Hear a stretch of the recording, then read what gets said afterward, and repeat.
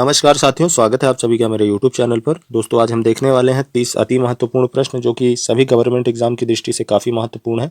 और यह प्रश्न संबंधित हैं दोस्तों बौद्ध एवं जैन धर्म से। आप सभी को पता है कि आप किसी भी गवर्नमेंट एग्जाम की तैयारी कर रहे हो, इस टॉपिक से 2 या 3 प्रश्न जरूर बनते हैं। तो काफ़ी महत्वपूर्ण टॉपिक है, तो वीडियो के अंत तक जरूर बने रहें। और अंत में एक टेस्ट भी है जिसका करेक्ट आंसर आपको कमेंट में जरूर बताना है। तो आइए बढ़ते हैं अपने पहले प्रश्न की ओर। आज का हमारा पहला प्रश्न है, जैन परंपरा के अनुसार जैन धर्म में कुल कितने तीर्थकर हुए? तो जैन परंपरा के अनुसार जैन धर्म में तीर्थकरों की संख्या कितनी थी? तो 24। करेक्ट आंसर ऑप्शन सी हो जाएगा।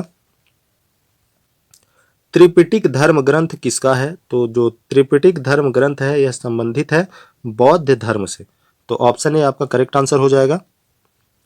बुद्ध का कहाँ महापरिनिर्वाण हुआ था? तो बुद्ध की मृत्यु कहाँ हुई थी? जो बुद्ध थे उनकी मृत्यु को महापरिनिर्वाण कहा जाता है और उनकी मृत्यु हुई थी कुशीनगर में। तो इसका करेक्ट आंसर ऑप्शन ए हो जाएगा।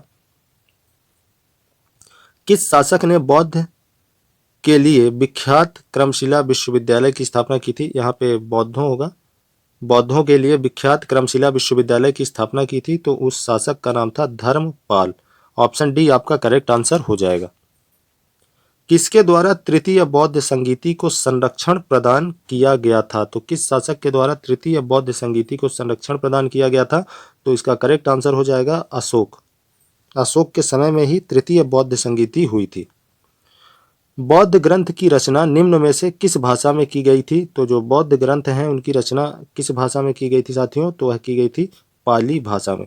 बौद्ध धर्म से संबंधित जितने भी उपदेश और ग्रंथ हैं ज्यादातर वह पाली भाषा में ही लिखे और कहे गए हैं। किस शासक के शासनकाल में नेपाल में बौद्ध धर्म का गमन हुआ? तो किस शासक के शासनकाल में नेपाल में बौद्ध धर्म का गमन हुआ था? तो यह हुआ था अशोक के शासनकाल में। ऑप्शन बी आपका करेक्ट आंसर हो जाएगा। बढ़ते हैं अपने अगले प्रश्न की ओर। सांची क्यों विख्यात है? तो सांची दोस्तों स्थित है मध्य प्रदेश के रायसेन जिले में और यह विख्यात है सबसे बड़ा बौद्ध स्तूप होने के कारण। महावीर की माता कौन थी? तो जो महावीर स्वामी थे इनकी माता का नाम क्या था? इनकी माता का नाम था साथियों त्रिशला। ऑप्शन बी आपका करेक्ट आंसर हो जाएगा। त्रिशला जो थी यह महावीर की माता थी। गौतम बुद्ध द्वारा अपने धर्म में दीक्षित किया जाने वाला अंतिम व्यक्ति कौन था? तो अंतिम व्यक्ति वह कौन था जिनको गौतम बुद्ध ने दीक्षा दिया? उसका नाम था Subhadra. Option C correct answer हो जाएगा। प्राचीनतम विश्वविद्यालय का नाम क्या था? तो जो प्राचीनतम विश्वविद्यालय था दोस्तों उसका नाम था नालंदा। नालंदा विश्वविद्यालय। करेक्ट आंसर ऑप्शन सी हो जाएगा। किस भाषा का ज्यादा प्रयोग बौद्धवाद के प्रचार के लिए किया गया? कौन सी भाषा थी जिसका ज्यादातर प्रयोग बौद्धवाद के प्रचार के लिए किया गया? तो वह पाली भाषा थी। ऑप्शन सी करेक्ट आंसर है। महावीर की मृत्यु कहाँ हुई थी? तो जो महावीर स्वामी थे इनकी मृत्यु कहाँ हुई थी दोस्तों?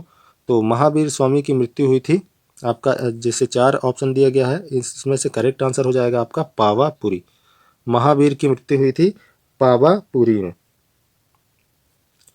मठ मंदिर और स्तूप किस धर्म से संबंधित हैं? तो मठ मंदिर और स्तूप यह तीनों किस धर्म से संबंधित हैं?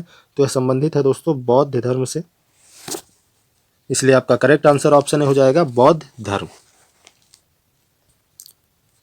आज का हमारा 15वां प्रश्न है, बौद्ध धर्म एवं जैन धर्म दोनों के उपदेश किसके शासनकाल में दिए गए? तो बौद्ध धर्म एवं जैन धर्म दोनों धर्मों के उपदेश जो थे यह दिए गए थे बिंबिसार के शासनकाल में।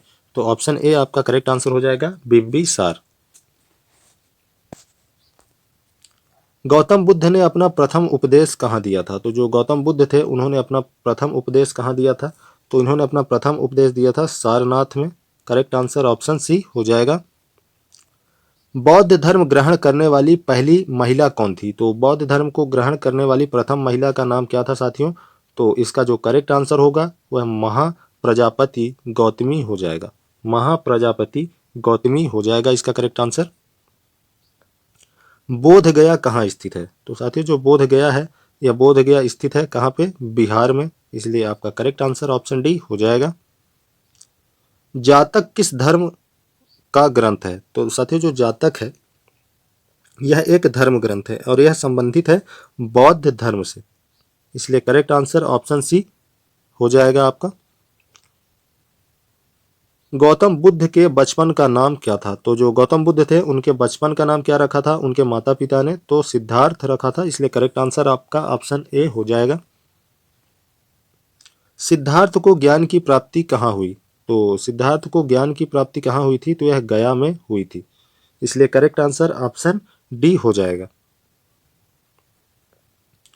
सारनाथ में बुद्ध का प्रथम प्रवचन कहलाता है। तो सारनाथ में गौतम बुद्ध का प्रथम प्रवचन जो था वह किस नाम से जाना जाता है? तो करेक्ट आंसर धर्म चक्र प्रवर्तन के नाम से जाना जाता है। बौद्ध धर्म में समाज के निम्न वर्गों पर महत्वपूर्ण प्रभाव डाला। बौद्ध धर्म में समाज के निम्न वर्गों पर महत्वपूर्ण प्रभाव डाला, तो किन वर्गों पे? करेक्ट आंसर ऑप्शन महिला और शूद्र। महिला और शूद्र जो थे यह ज्यादातर प्रभावित हुए थे इनके उपदेशों से। बुद्ध के गृह त्याग का प्रतीक क्या है? तो जो बुद्ध थे उनके गृह त्याग का जो प्रतीक है, जो चिन्ह है, वह है घोड़ा। ऑप्शन ए करेक्ट आंसर हो जाएगा।